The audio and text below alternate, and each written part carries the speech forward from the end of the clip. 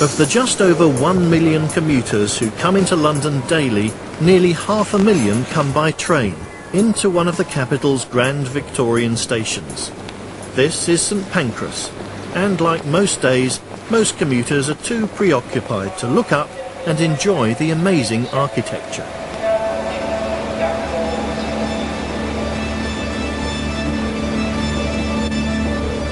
The roof of St Pancras, designed by William Barlow, was the largest single-span arched roof in the world.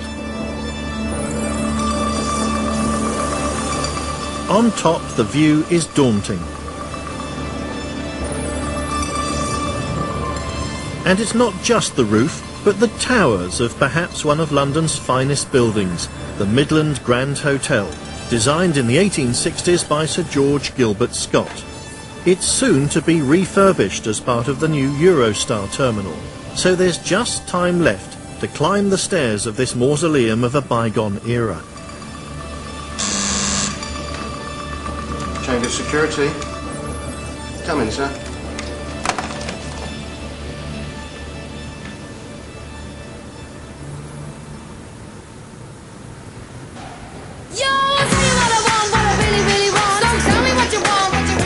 Recognise the tune? This is where the Spice Girls filmed their hit pop video Wannabe. 100 years ago, the building resounded to different tunes. Now you must imagine this staircase being used by all of the hotel guests who walked up and down to the sound of a German band, and sometimes there was also a string orchestra at another level.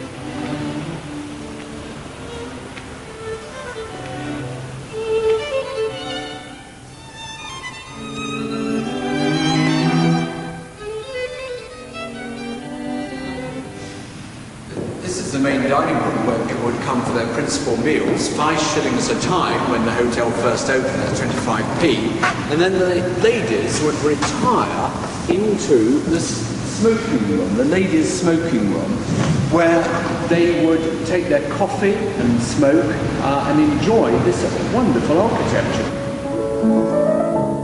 It's what the Victorians liked, a heady combination of pomp and practicality.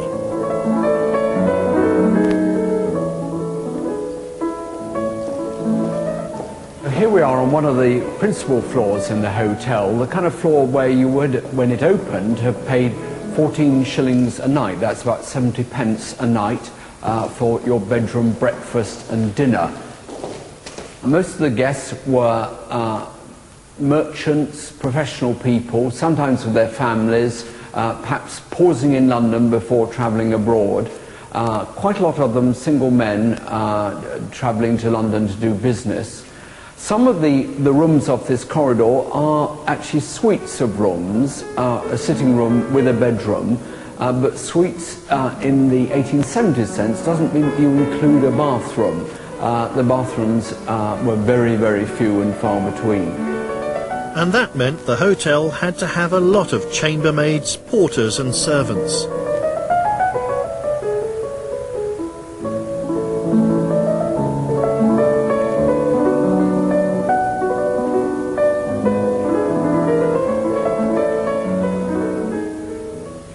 This is the top floor of the hotel, the 5th floor, where most of the servants were housed and also some of the cheapest of the guest bedrooms were. It was an incredibly labour-intensive hotel, dependent on well over 100 staff to look after the guests, to carry the coal, to empty the chamber pots, to serve people, to prepare food and so on and so forth. Census night, 1881.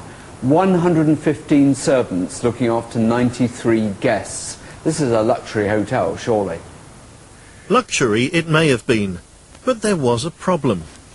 Over time, its reputation gradually declined to being staid and comfortable, to being just perhaps an ordinary hotel with terribly inadequate sanitary facilities.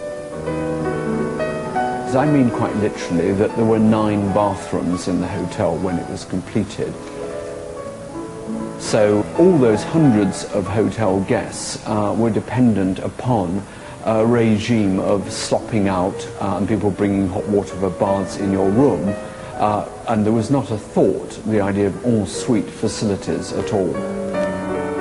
And that proved the hotel's undoing.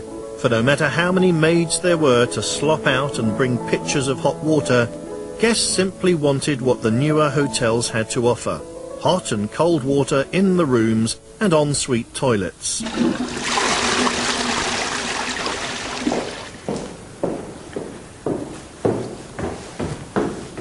Today the hotel lies empty, awaiting a multi-million-dollar facelift that will transform it forever. The facade is being carefully preserved, as are the towers and the chimneys. The new roof alone cost over £1 million. So one of George Gilbert Scott's finest buildings is being reborn again in the 21st century.